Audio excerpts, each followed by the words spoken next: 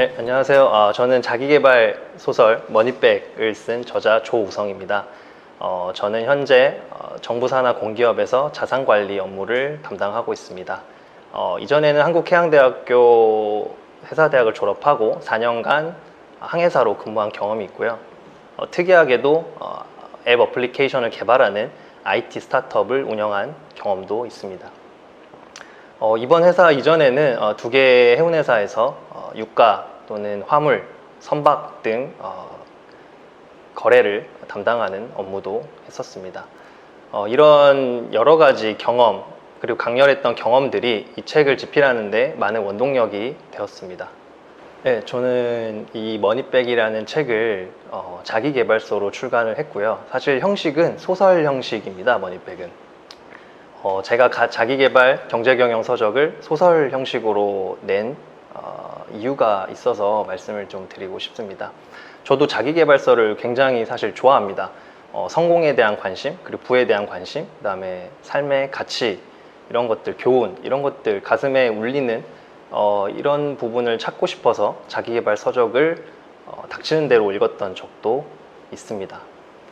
그런데 항상 조금 아쉬움이 있었습니다. 항상 자기계발서는 다 아는 내용이라고 해야 될까요? 뻔한 내용, 식상한 내용이 좀 많았습니다. 그런 식상한 내용을 접할 때는 그 다음 날이면 제가 도루묵이 된 기분이라 할까요? 작심삼일 그 책을 읽을 때는 큰 감동이 느껴졌는데 제가 직접 경험하고 울림이 있는 경험을 한 적이 없다 보니까 다 읽고 나서는 그 다음날 되니까 모든 그런 결심들을 잊어버리게 됐었습니다.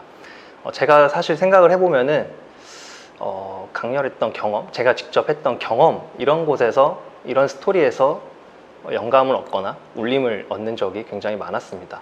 그래서 이런 경험에 가장 근접한 형식이 바로 저는 소설 형식이라고 생각을 해서 소설 형식으로 이 머니백을 집필하게 되었고요. 한 가지 우화를 소개를 드리면은 토끼와 거북이 우화가 있습니다. 이 우화 다들 아실 겁니다. 토끼는 빠르지만 게으르고 거북이는 느리지만 우직하고 성실합니다. 우리가 항상 자기계발서나 경제경영서에 항상 얘기하는 게 게으르지 말고 우직하고 성실하게 나아가라, 이런 얘기를 많이 합니다. 그런데 사실 그런 이야기보다 이 토끼와 거북이, 이런 짧은 우화, 동화 같은 우화 하나가 우리의 뇌리 속에는 더 크게 각인되고 더 큰 울림으로 다가옵니다. 그 이유는 바로 우리가 이 우화를 읽을 때 상상하게 되고 그 상상한 게 내 삶 속에 적용되기 때문이라고 저는 생각을 합니다.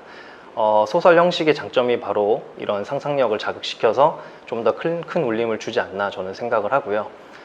두 번째로 소설 형식으로 작성하게 되면 좋은 게 이번에도 우화를 들어서 설명을 드리고 싶은데 열린 결말을 받을 수 있다라는 점입니다. 열린 결말이 무엇이냐면은 예를 들어서 토끼가 금수저 청년이고 거북이가 흑수저 청년이라고 봤을 때 과연 우리 사회는 이렇게 성실하라고 얘기만 하지만 앞만 보고 달려라, 당장 미래보다는 당장의 내일을 우직하게 열심히 살아라고 하지만 정말 그렇게 흑수저 청년이 열심히 등에 껍데기를 짊어지고 열심히 살았을 때 우리는 과연 토끼를 이길 수 있을까? 저는 현실에서는 굉장히 괴리감 있는 이야기라고 생각이 듭니다. 이렇게 독자는 같은 이야기를 가지고도 자신의 결말, 자기의 어떤 프레임에 맞춰서 자신의 결말을 내는 경향이 있습니다. 저는 이 책 머니백을 쓰면서도 한 가지 방식만 제시하고 싶진 않고요. 이 책을 읽고 다양하게 생각해 보시고 다양한 열린 결말로 자신의 삶에 적용시켰으면 좋겠다고 생각을 하고 있습니다. 네, 머니백 디자인이 약간 달러를 형상화해서 디자인한 책입니다.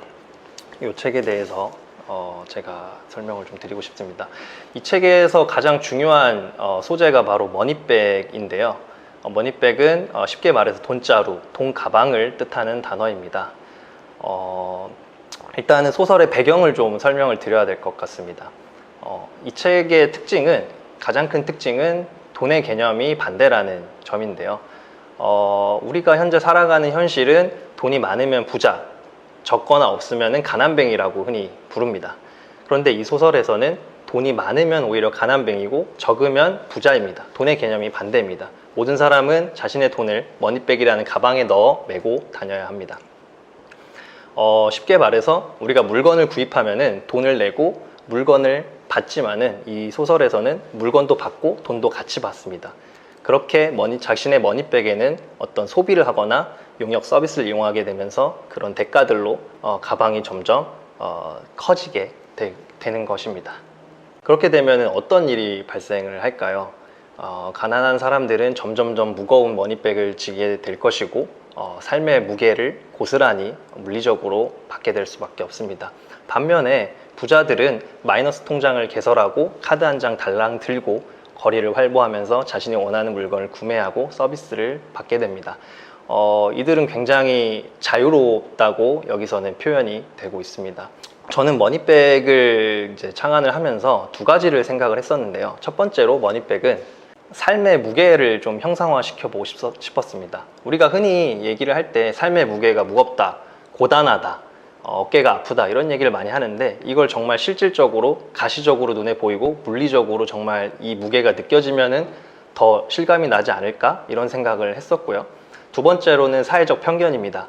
만약에 큰 머니백, 대형 머니백을 메고 있는 청년을 보면 우리는 무슨 생각이 들까요? 단지 불쌍하다, 더럽다, 문제가 있을 것 같다, 사회 부적응자다 이런 생각을 하지 않을까요?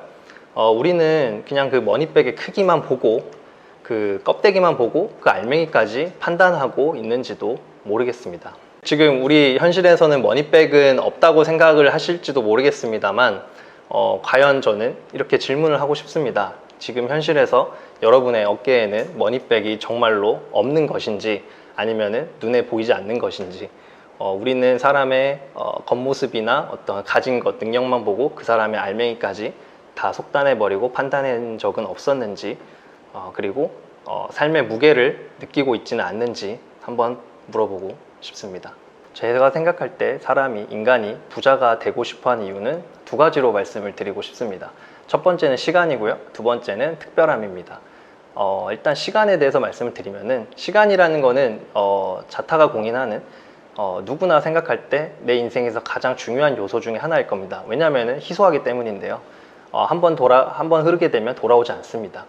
청년은 늙음을 피할 수가 없고요. 이번 연도가 가면은 내년이 옵니다. 작년은 절대 다시 돌아오지 않습니다.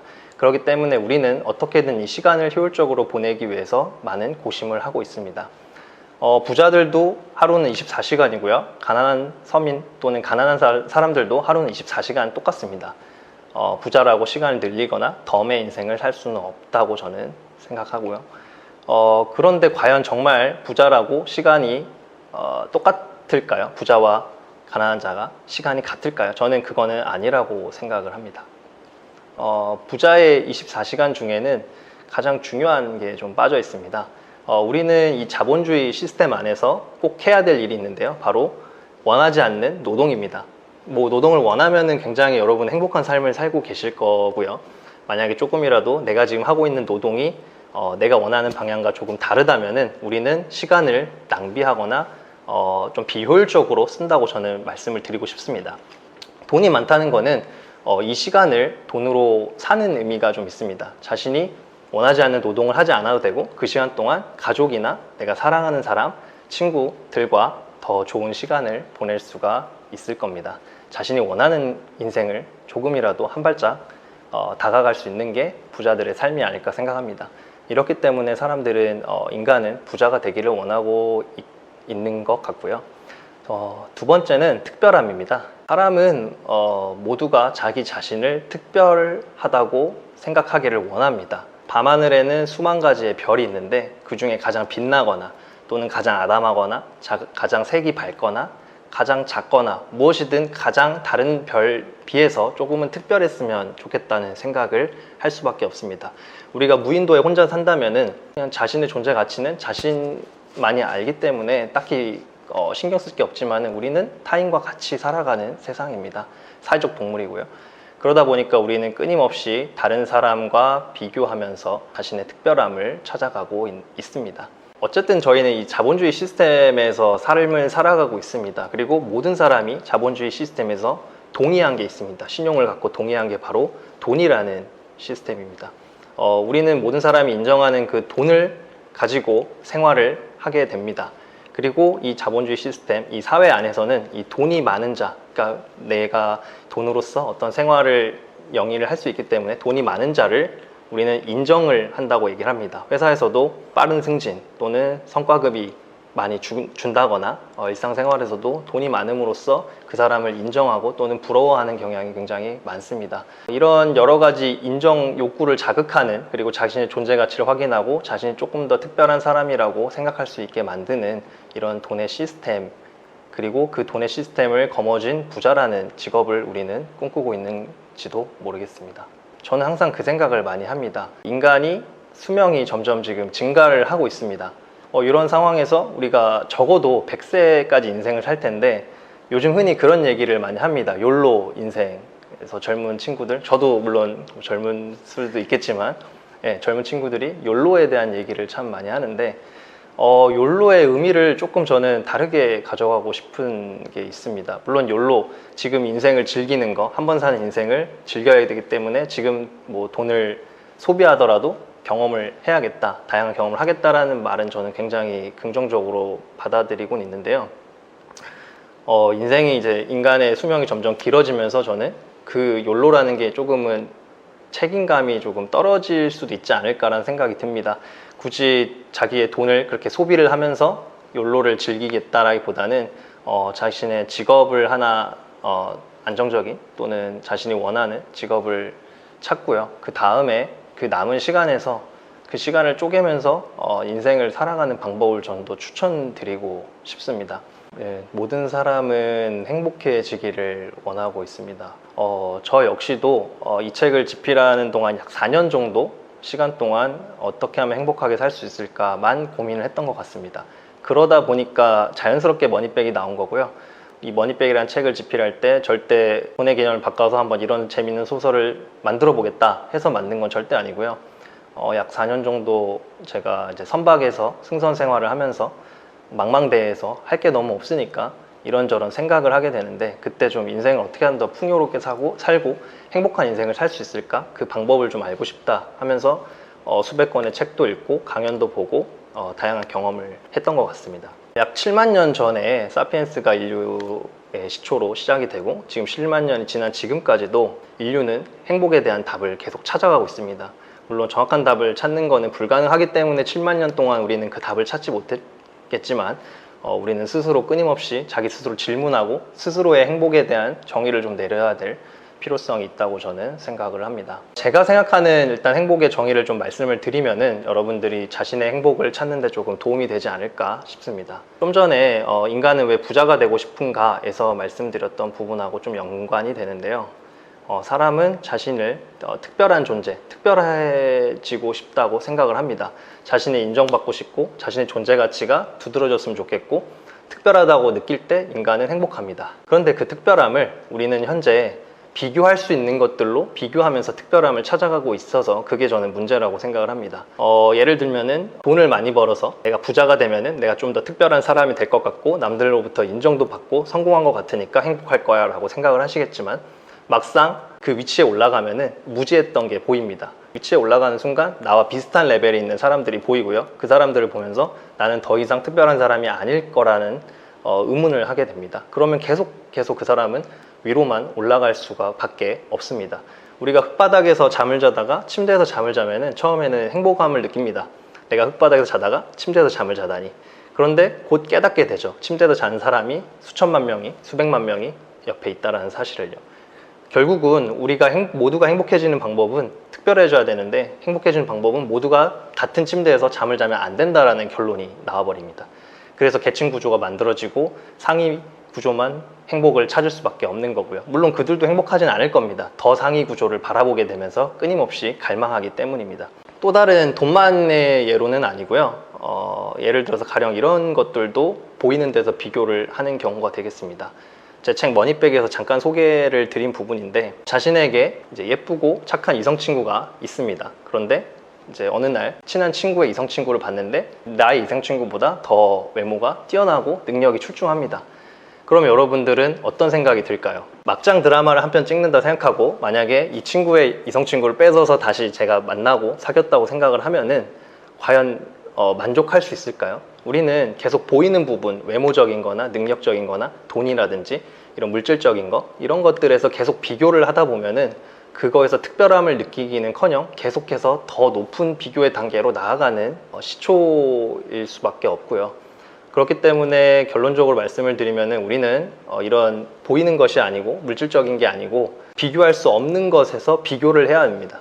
비교할 수 없는 부분에서 비교를 한다는 말이 무슨 말이냐면은 가령 우리는 시간을 굉장히 중요하다, 시간은 금이다 라고 생각하면서 오히려 시간으로 올가매진 추억이나 어떤 자신만의 경험을 무시하는, 좀 낮게 평가하는 경향이 있는 것 같습니다.